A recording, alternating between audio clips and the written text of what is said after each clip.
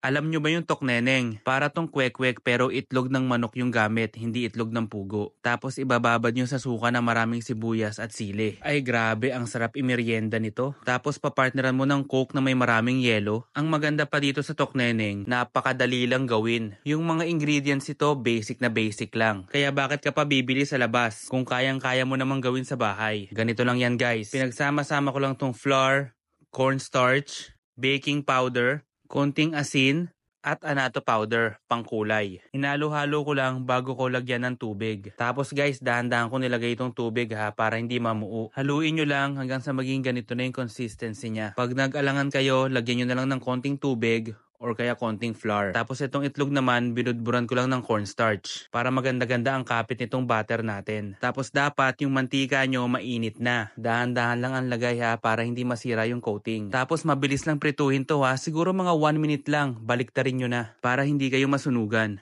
And then that's it guys. Diba? Napakadali lang gumawa nitong tokneneng. Eh ano pang hinihintay nyo? Magluto na kayo.